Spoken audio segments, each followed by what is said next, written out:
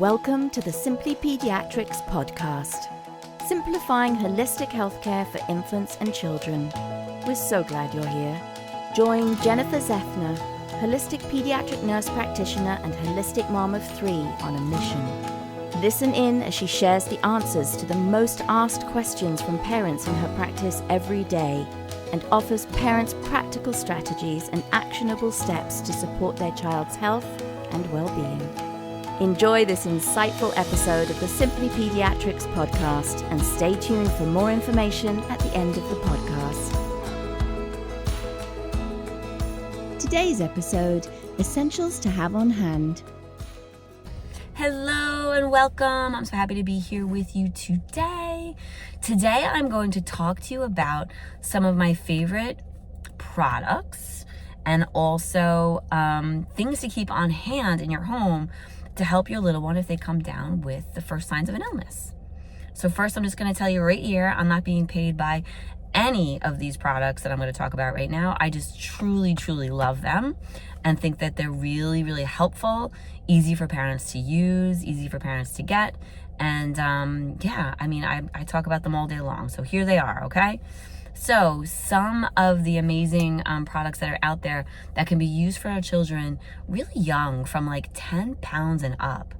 Dr. Green Mom has an herbal line of products that is beautiful. They are herbal, they are healing, they are for all different symptoms that can be commonly found in a child who's getting sick.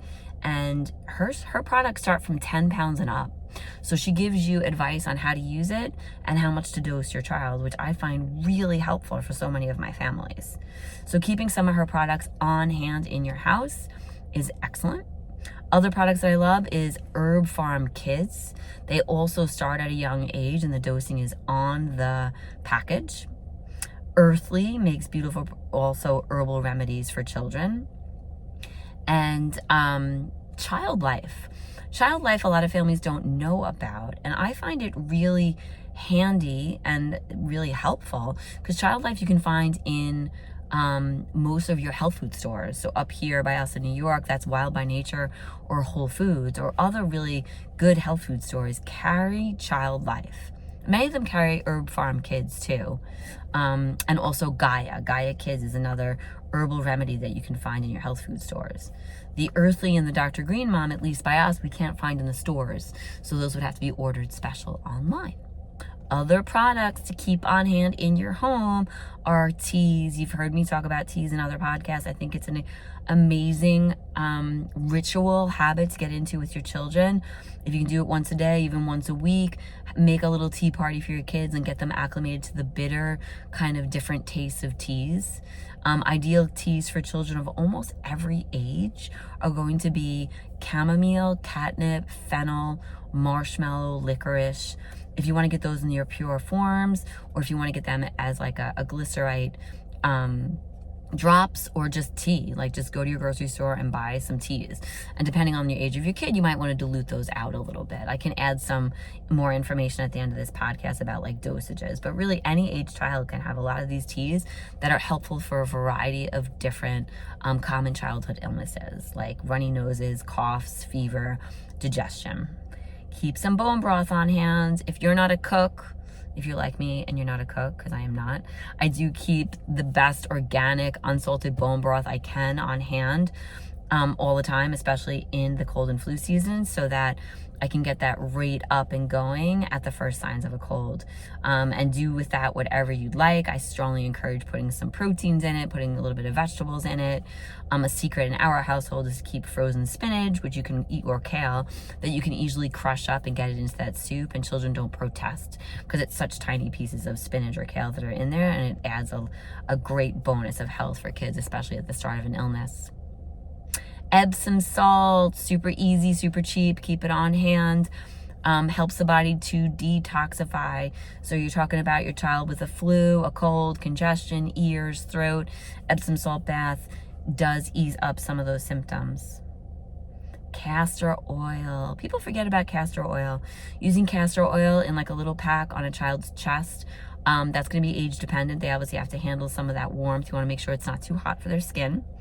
and it kind of is soothing, can open up the airways on the lungs, on the back, can be placed on the belly if we have a belly ache as well.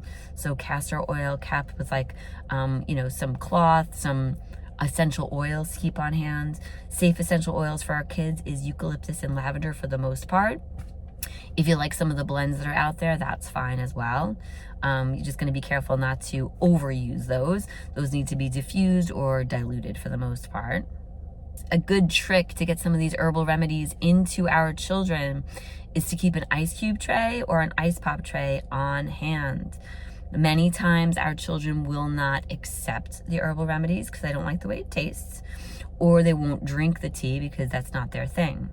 If you take some of these remedies, the herbal remedies especially, or even some of our vitamins that we use, you can freeze them into like a little herbal ice pop. So take an ice cube tray, put your remedies, your vitamins, your herbs in there with a drop of juice and kind of freeze it.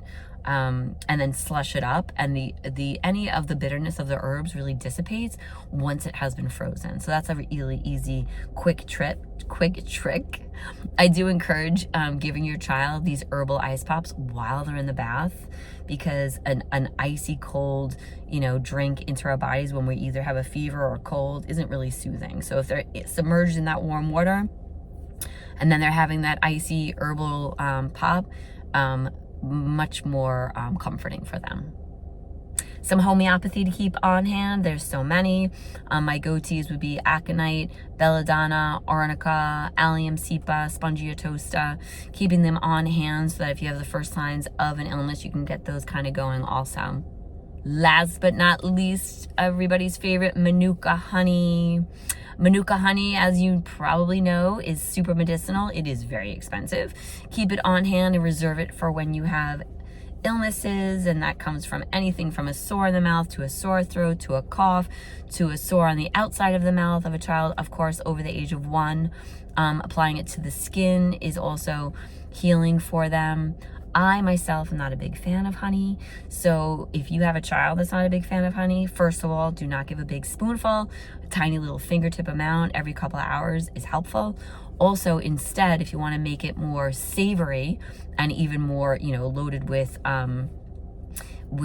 healing properties, take some onion rings in a jar, put some honey in there, and then leave it for a few hours. It does produce a little syrup that's honey infused with onion, and sometimes kids enjoy that taste better, and it is also very medicinal for them. Other foods to keep on hand would be turmeric root, ginger, onion, garlic, miso, the bone broth that we already talked about, the teas. Okay, moms and dads, just want to get this information out there. Big question I'm asked often, so here it is. I hope it was helpful for you. Parenting isn't a journey. You're doing an amazing job. Stay curious and keep learning, and I will see you next time. Thank you for joining Jennie on the Simply Pediatrics Podcast. We hope that the valuable information she shared in this episode will inspire and empower you on your holistic parenting journey. If you would like to learn more about Jennie, her Simply Pediatrics practice, or anything that she spoke about today, please check the show notes that accompany this podcast, and you'll find all the links and resources you need. You can also sign up for the Simply Pediatrics mailing list so that you receive Jennie's weekly newsletters packed with vital information and holistic parenting gems. If you've enjoyed today's episode, please consider giving this page a like and subscribe to the channel so you don't miss any episodes. And don't forget to connect with us by sharing your thoughts in the comments section below. Follow Simply Pediatrics on any and all of the social media platforms. And if you're interested in an in-person or a virtual appointment with Jennie, please see the contact details in the show notes. Stay tuned for more episodes packed with a wealth of powerful information to support you on your holistic parenting path. See you next time.